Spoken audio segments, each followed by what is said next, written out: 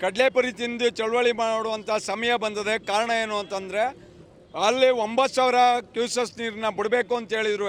15,000 ಕ್ಯೂಸೆಸ್ ನೀರನ್ನ ಬಿಟ್ಟು ಹೆಂಗೋ ಅಲ್ಪ ಸ್ವಲ್ಪ ಮಳೆ ಆಯ್ತಾ ಇದೆ, ನೀರು ಬರ್ತಾ ಇದೆ. ಆದರೂ ಕಾವೇರಿನ ಬರಿದು ಮಾಡೋಕ್ಕೆ ಹೋರಾಟ ಕೊಡ್ತಾವ್ರೆ. ಆಮೇಲೆ ಒಣಗಿ ನಿಂತಿರುವಂಥ ಕಬ್ಬಿಗೆ ಬೆಲೆನೇ ಕೊಡ್ತಾ ಇಲ್ಲ. ಇವತ್ತು ಬೆಲ್ಲದ ರೇಟು 7,000 ಚಿಲ್ಲರೆ ಆಗದೆ, ಸಕ್ಕರೆ ರೇಟು 72, 75 ಗಂಟಲು ಹೋಗದೆ. ಸರ್ಕಾರ ಇದ್ರ ಬಗ್ಗೆ ಗಮನನೇ ಕೊಡ್ತಾ ಇಲ್ಲ. ಏನು ಬಾಗಲಕೋಟೆ ಬೆಳಗಾಂ ಜಿಲ್ಲೆಯಲ್ಲಿ ಒಡಗೂಲಿ ಕಡಗೂಲಿ ಎರಡೂ ಅವ್ರದ್ದೇ. ನಮಗೆ ಪೂರ್ತಿ ನಿವ್ವಳ ದುಡ್ಡು ಕೊಡ್ತಾರೆ. ಇಲ್ಲಿ ಕಡಗೂಲಿ ಒಡಗೂಲಿ ಎರಡೂ ನಮ್ಮದೇ. ನಮಗೆ ಅದರಲ್ಲಿ ಹಿಡ್ಕೊಂಡು 2,000 ಚಿಲ್ಲರೆ ಭಿಕ್ಷೆ ಕೊಟ್ಟಂಗೆ ಕೊಡ್ತಾರೆ. ಇದ್ರ ಬಗ್ಗೆ ಸರ್ಕಾರ ಗಮನನೇ ಕೊಡ್ತಾ ಇಲ್ಲ. ಆಮೇಲೆ ಏನು ಕಾವೇರಿ ವಿಚಾರವಾಗಿ ಸಂಸದರು ಒಂದು ದಿನ ಕೂಡ ಹೋರಾಟಕ್ಕೆ ನಮ್ಮ ಜೊತೆಯಲ್ಲಿ ಬರಲೇ ಇಲ್ಲ ಇಲ್ಲಿ ತನಕ. ಅವ್ರಿಗೆ ನಮ್ಮ ಬಗ್ಗೆ ನಾವು ಮತ ಕೊಟ್ಟಿವಿ ಅನ್ನೋದು ಅವ್ರಿಗೆ ಅರಿವಿದೆಯೋ ಇಲ್ವೋ ಗೊತ್ತಾಯ್ತಾ ಇಲ್ಲ.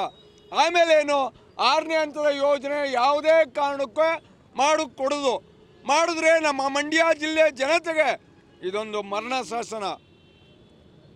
ಯಾಕೆ ಅಂತಂದರೆ ನಮ್ಮ ಮಂಡ್ಯ ಜಿಲ್ಲೆ ನಂಬ್ಕೊಂಡಿರೋದೇ ಕಾವೇರಿ ತಾಯಿ. ಕಾವೇರಿನ ಯಾವುದೇ ಕಾರಣಕ್ಕೂ ಆಮೇಕೇನು ಕಾವೇರಿ ಗರ್ಭದಿಂದಲೇ ಅಣೆಕಟ್ಟೆ ಗರ್ಭದಿಂದಲೇ ನೀರು ತಗೋಗೋ ವ್ಯವಸ್ಥೆ ಮಾಡಿದೆ.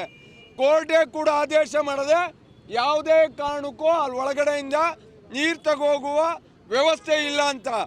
ಆದರೂ ಈ ಸರ್ಕಾರ ನಾವು ಮಾಡೇ ತೀರ್ತೀವಿ ಅಂತ ಹಠ ಕಟ್ಟಿ ಇದು ಮಾಡ್ತಾರೆ. ನಾವು ಯಾವುದೇ ಕಾರಣಕ್ಕೂ ನೀವು ಹೆಂಗೆ ಮಾಡ್ತೀವಿ ಅಂದಿರೋ ನಾವು ಹಂಗೆ ಯಾವುದೇ ಕಾರಣಕ್ಕೂ ಅವಕಾಶ ಕೊಡೋದೇ ಇಲ್ಲ. 1 ಎಕರೆಗೆ ಈಗ ಬರೋ ಪರಿಸ್ಥಿತಿ 50,000 ಕೊಡಬೇಕು. ರೈತರು ಅಧೋಗತಿಗೆ ಹೋಗ್ತಾವ್ರೆ.